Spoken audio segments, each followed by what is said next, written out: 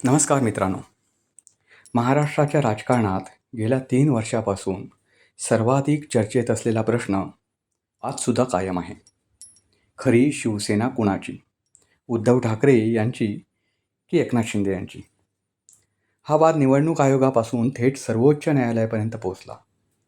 दरम्यान पक्षाचं नाव, चिन्ह आणि संघटनात्मक ताकद या सगळ्यावर मोठी राजकीय लढाई रंगली. पण आता सर्वोच्च न्यायालयातील सुनावणी दरम्यान जे घडलं त्यानंतर या प्रकरणाला नवं वळण मिळण्याची चर्चा सुरू झाली.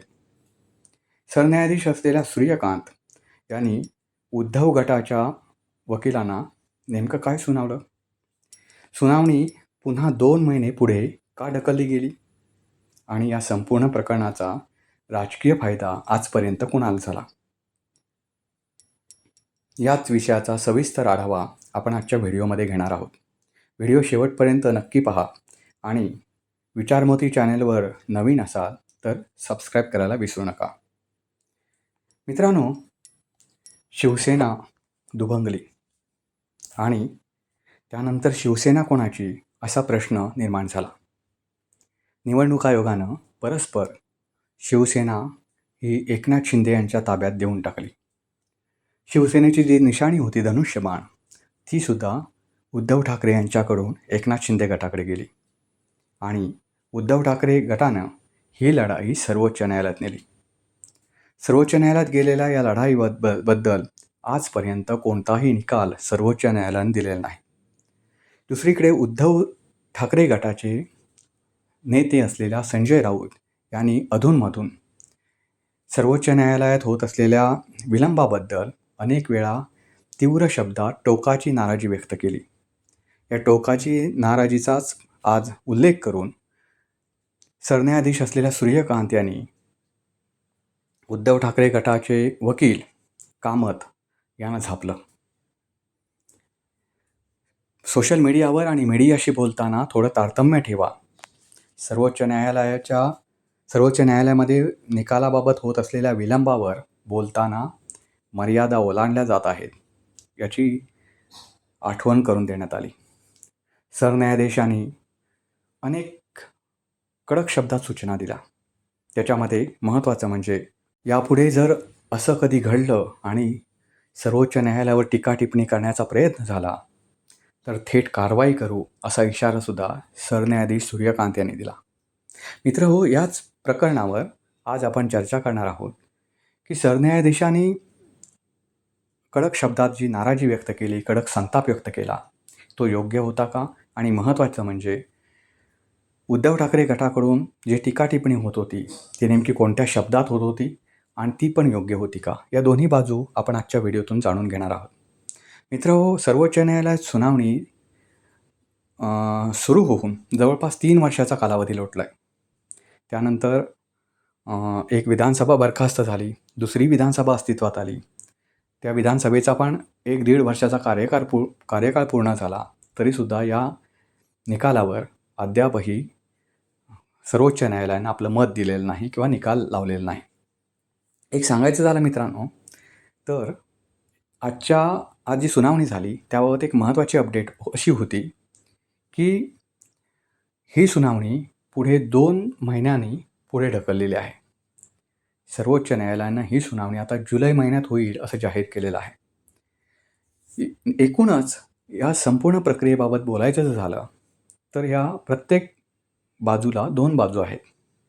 म्हणजे सरन्यायाधीशांच्या बाजूनं बोलायचं झालं तर एक म्हणजे सर्वोच्च न्यायालयाच्या सरन्यायाधीश असेल किंवा सर्वोच्च न्यायालयावर असेल, अश्लाघ्य भाषेत टीका टिप्पणी करणं हे योग्य नाही, जी संजय राऊत यांनी केली होती.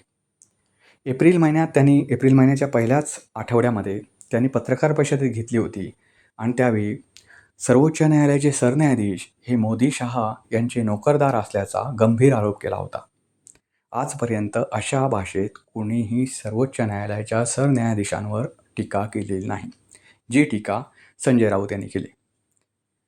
दुसरीकडे सर्वोच्च न्यायालयाच्या बाबतीत जो निकाल प्रलंबित होतो आहे त्याच्याबाबत उद्धव ठाकरे हे सुद्धा जाहीर सभेत बोलले होते की आम्हाला निकाल मिळेल याची आता शाश्वतीच राहिली नाही असं त्यांनी जाहीरपणे सांगितलं होतं.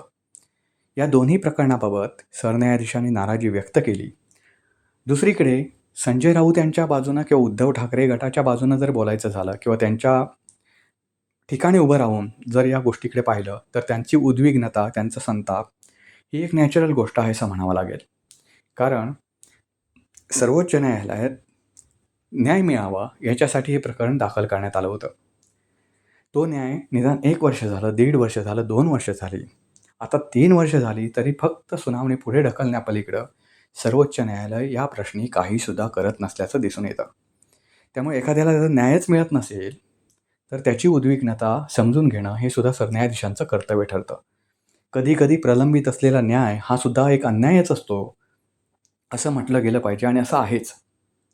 तुम्ही मला सांगा, एखादा खटला असतो, त्या खटल्यात जिवंत असलेल्या व्यक्तीला जर तो मृत झाल्यानंतर न्याय मिळत असेल तर त्याच्यावरचा तो अन्यायच नाही का? तसंच या प्रकरणाकडे पाहायला हवं. उद्धव ठाकरे गटाचं चिन्ह जे एकनाथ शिंदे यांना देण्यात आलं ते पाहता 3 वर्षे या चिन्हाचा फायदा, या चिन्हाबद्दल जी लोकांमध्ये आस्था होती, आपुलकी होती, त्याचा सर्व फायदा एकनाथ शिंदे गटाला झाला. तुम्ही पाहताय एकनाथ शिंदे गटाकडे हे चिन्ह केल्यानंतर जवळपास विधानसभा निवडणूक झाल्या, त्यानंतर महानगरपालिका निवडणूक झाल्या, जिल्हा परिषद पंचायत समिती निवडणुका झाल्यानंतर नगर परिषदा निवडणुका झाल्या, एवढ्या सगळ्या निवडणुका झाल्या. आता राहिला प्रश्न जनाधाराचा. जनाधाराबद्दल बोलायचं झालं तर हे चिन्ह एकनाथ शिंदे यांच्याकडे गेल्यानंतर लोकसभा निवडणुका सुरुवातीला झाल्या होत्या. त्या लोकसभा निवडणुकीत महाराष्ट्रातली उद्धव ठाकरे गटाची कामगिरी ही चांगली होती. त्यानंतर विधानसभा निवडणुका झाल्या, त्यामध्ये उद्धव ठाकरे गटाची घसरगुंडी झाली. त्यानंतर महानगरपालिका निवडणुका झाल्या, मुंबई महानगरपालिका निवडणूक झाली जी उद्धव ठाकरे आणि राज ठाकरे यांनी एकत्र लढली. त्यांची ही ठाकरे गटांची युती विरुद्ध एकनाथ शिंदे अशी ही लढाई झाली. त्याच्यामध्ये सुद्धा उद्धव ठाकरे गटानं खूप चांगल्या प्रकारे बाजी मारली, खूप टफ फाईट दिली. त्यामुळे आजसुद्धा उद्धव ठाकरे यांना जनाधार नाही असं म्हणता येणार नाही, चांगल्या प्रकारे जनाधार आहे. दुसरीकडे एकनाथ शिंदे यांनी सत्तेचा वापर करून ज्या काही लालूच दाखवलं, लांगुलचालन केलं मतदारांचं, लाडकी बहीण योजनासारखी योजना आणून, त्याच्यामुळे एकनाथ शिंदे यांच्या ज्या जागा आहेत त्या वाढल्या असं म्हणता येतील. त्यांना असलेला जनाधार हा जनाधार नाही, हे स्पष्टपणे सांगितलं गेलं पाहिजे. असं असतानासुद्धा एक चिन्ह जे इतके वर्ष जपणूक केली, ज्या चिन्हावर निवडणूक लढवण्यात आली, ज्या चिन्हाचा अगदी तळागाळात प्रचार प्रसार करण्यासाठी शिवसेनेचे पदाधिकारी असतील, नेते असतील, कार्यकर्ते असतील यांनी घाम गाळला, रक्ताचं पाणी केलं, ते चिन्ह अचानक एखादा कोणीतरी चोर येतो, त्यांच्याच पक्षातला चोर असतो आणि तो चोर हिरावून घेतो, तर एखाद्याच्या मनात येणारी उद्विग्नता आणि त्यांना न्याय मिळत नसेल तर येणारी उद्विग्नता ही याच्यापेक्षा वेगळी असूच शकत नाही ना. ती समजून घेणं गरजेचं आहे. हे ह्याच्यावर बोलताना असं म्हटलं गेलं पाहिजे. मित्रांनो, खरंच सांगायचं झालं तर उद्विग्नता एवढी जेव्हा चारही बाजूनं कोंडी होते, ती कोंडी निरर्थक आहे तसं पाहिलं तर. एखाद्यानं पक्ष स्थापन केला म्हणजे मला आठवतं बाळासाहेब ठाकरे यांनी त्यांच्या निरोपाचं भाषण केलं होतं. ते आय थिंक अखेरचं असेल किंवा सेकंड लास्ट भाषण असेल. त्यावेळी आदित्य ठाकरेंनी त्या सभेमध्ये त्यांनी प्रमोट केलं होतं. त्या सभेत प्रमोट करताना त्यांनी एक महाराष्ट्रवासियांना उद्देशून 2 वाक्य बोलले होते. त्यांनी असं म्हटलं होतं की जसं आजपर्यंत मला सांभाळून घेतलात, माझी कडवट भाषा तुम्ही सांभाळून घेतलीत, तसंच यापुढे उद्धव आणि आदित्यला सांभाळून घ्या. याचा अर्थ असा होतो की बाळासाहेबांनी त्यांच्या विचारांचा वारसा असेल किंवा त्यांच्या पक्षाचा वारसा असेल, तो ह्या दोघांकडे दिलेला आहे. त्यामुळे मालकी हक्कानं त्यांच्याकडे दिला गेलेला हा वारसा दुसऱ्यांना कोणी चोरून नेण्याचा प्रश्नच येत नाही. आणि दुसऱ्यांना कोणी तो हिरावून घेतला तर त्याला चोरच म्हटलं गेलं पाहिजे. हा सरळ हिशोब आहे. पण निवडणूक आयोगानं कोणतंही सबळ कारण न देता एकनाथ शिंदेच्या बाजूनं जास्त आमदार आहेत म्हणून त्यांच्या पक्षाला ते चिन्ह दिलं. एखाद्याच्या पक्षातले एवढ्या मोठ्या संख्येने आमदार फुटवत किंवा खासदार फुटवत म्हणून ते चिन्ह त्याला द्यावं हे कुठलंही संविधानिक कारणही नाही किंवा त्याला कुठलाही वैधानिक आधारसुद्धा नाही. असा जर आधार असेल तर एवढं मोठं कार्यकर्त्यांचं बळ त्यांचं काय? कार्यकर्त्यांना कोण विचारात घेतो? आमदार असो की खासदार असो, हा कार्यकर्त्याने आणि मतदारांनी निवडून दिल्यामुळे ते मोठे झालेले आहेत, ते त्या पदावर बसलेले आहेत.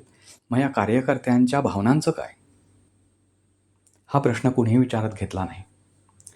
ते चिन्ह जे होतं, ते कोणतंही कारण न देता, सबळ कारण न देता निवडणूक आयोगानं एकनाथ शिंदे यांना बहाल केलं. आता धरून चाला, की पुढच्या काही वर्षात, पुढच्या काही महिन्यात सर्वोच्च न्यायालयाच्यावर याच्यावर निर्णय देईल. समजा उद्धव ठाकरेंच्या बाजूनं तो निर्णय लागला, तर आज उद्धव ठाकरे जीवाचं रान करून आणि त्यांचे पक्ष कार्यकर्ते, पदाधिकारी जीवाचं रान करून त्यांचं जे चिन्ह आहे, मशाल चिन्ह, ते घराघरात पोहोचवत आहेत, वस्ती-वस्तीत पोहोचवत आहेत, तळागाळापर्यंत पोहोचवत आहेत. उद्या भविष्यात त्यांच्या बाजूने निर्णय लागला आणि सर्वोच्च न्यायालयाने असा जर निर्णय दिला, की धनुष्यबाण हे चिन्ह उद्धव ठाकरे यांचं, तर जी आज परिस्थिती उद्धव ठाकरे यांची, म्हणजे त्यांना त्याची किंमत मोजावी लागली चिन्ह गमावल्यानंतर, ती किंमत परत मोजावी लागण्यासारखं आहे ना. जरी त्यांना ते जुनं चिन्ह मिळालं असलं, तर तो त्यांचा नैतिक विजय जरी झाला असला, तरी प्रत्यक्षात राजकीयदृष्ट्या त्यांचा तो विजय मानता येणार नाही. कारण त्यांना पुन्हा बॅकफूटवर येऊन या सगळ्याचा प्रचार प्रसार करावा लागेल. चिन्ह तळागाळापर्यंत पोहोचवणं, लोकांच्या मनात रुजवणं, ही वाटती तेवढी सोपी गोष्ट नाही आहे. त्यामुळे कुठेतरी सर्वोच्च न्यायालयानं दुसरी बाजू समजून घेणं गरजेचं होतं. भविष्यात हे चिन्ह उद्धव ठाकरेंकडे गेलं, तर त्यांना काही फायदा होईल असं वाटत नाही. कारण तोपर्यंत मशाल ही घराघरात पोहोचलेली असेल. एकनाथ शिंदे यांच्याकडे गेलं ते चिन्ह, तर विषय संपला. तिसरी गोष्ट म्हणजे, इतक्या वर्षांनी जर या न्यायालयाचा निकाल लागत असेल, तर आणि तो निकाल समजा उद्धव ठाकरे यांच्या बाजूने लागला, तर झालेल्या त्यांच्या नुकसानीचं काय? ती कोण भरून देणार? म्हणजे इतके वर्षे जे चिन्ह एकनाथ शिंदे यांनी वापरलं, त्याचा राजकीय फायदा उठवला आणि जे काय त्यांनी स्वतःचं साम्राज्य, स्वतःच्या पक्षाचं साम्राज्य निर्माण केलं असेल, आयत्या बिळावर नागोबासारखं, त्याचं काय? ती भरपाई भरून न येण्यासारखीच आहे ना. त्याचं काय?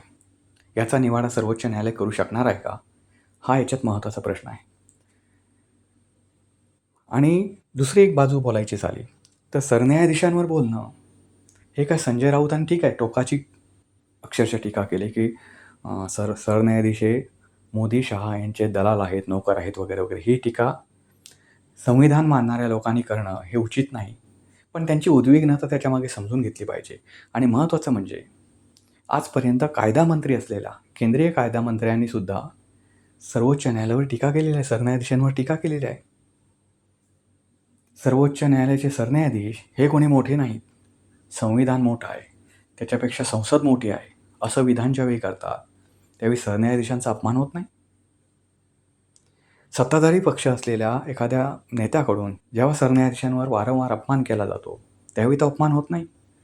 फक्त उद्धव ठाकरे गटाच्या एखाद्या नेत्यानं किंवा विरोधी पक्षाच्या एखाद्या नेत्यानं केला, तर त्यांना नोटीस झाडायची आणि सत्ताधाऱ्यांना माफ करायचं, असं जेव्हा आपण पाहतो, तेव्हा कुठेतरी सर्वोच्च न्यायालय असेल किंवा सरन्यायाधीश असेल, त्यांच्या हेतूबद्दल शंका घेतली जाऊ शकते. मित्रांनो, कुठेतरी या गोष्टी आपल्या भारतामध्ये थांबल्या गेल्या पाहिजेत. जर संविधानावरचा विश्वास दृढ करायचा असेल तर. सर्वोच्च न्यायालयानं या प्रकरणी उद्धव सेनेच्या वकिलांना झापल्यानंतर पुढची सुनावणी जी आहे ती जुलैपर्यंत पुढे ढकललेली आहे. म्हणजे जवळपास 2 महिन्यांनी सुनावणी होणार आहे. म्हणजे यापुढे सर्वोच्च न्यायालयानं होत असलेल्या विलंबाबद्दल उद्धव सेनेनं विचारू नये आणि अशा कॉमेंट्स देणं बंद कराव्यात प्रसिद्धी माध्यमांशी बोलताना, अशा शब्दात ज्यांनी तंबी दिली. आणि पुढे जर असं काय झालं तर निश्चित कारवाई होईल, अशी सुद्धा त्यांनी तंबी दिली. हे संपूर्ण प्रकरण पाहिलं तर असं वाटतंय की पुढे निकाल काय होईल. मित्रांनो, या दरम्यान ही जेव्हा जेव्हा उद्धव ठाकरे गटानं सर्वोच्च न्यायालयात जेव्हा धाव घेतली होती, त्यावेळी न्यायाधीश होते चंद्रचूड, त्यानंतर आले गवई आणि भूषण गवई आले, आणि त्यानंतर हे सूर्यकांत. म्हणजे 3 न्यायाधीश बदलून गेले तरीसुद्धा, 2 न्यायाधीश बदलून गेले तरीसुद्धा उद्धव ठाकरे गटाला काही न्याय मिळत नाही. न्याय न मिळणे हा सुद्धा एक प्रकारचा अन्यायच नाही का, असा सर्वोच्च न्यायालयाला प्रश्न विचारण्याची आता कुठेतरी वेळ आलेला आहे. मित्रांनो, सरन्यायाधीशांनी नेमकं काय सुनावलं होतं सरन्यायाधीशांच्या बाजूनं आणि उद्धव ठाकरे गटाच्या बाजूनं, या दोन्ही बाजूनं आपण या व्हिडिओमध्ये चर्चा केली. तर मित्रांनो, शिवसेना वादातील ही लढाई केवळ न्यायालयापुरती मर्यादित राहिलेली नाही, तर ती आता थेट जनतेच्या भावनांशी आणि महाराष्ट्राच्या राजकारणाशी जोडली गेली. सर्वोच्च न्यायालयाचा अंतिम निर्णय काय येणार? खरी राजकीय ताकद कुणाकडे आहे? आणि पुढच्या निवडणुकांवर याचा काय परिणाम होणार? हे पाहणं आता महत्त्वाचं ठरणार आहे. या संपूर्ण प्रकरणाबद्दल तुमचं मत काय आहे ते कमेंट्समध्ये नक्की लिहा. व्हिडिओ आवडला असेल तर लाईक करा, शेअर करा आणि चॅनलला सबस्क्राईब करायला विसरू नका. पुन्हा भेटूया अशाच एका नवीन आणि महत्त्वाच्या विषयासह. धन्यवाद.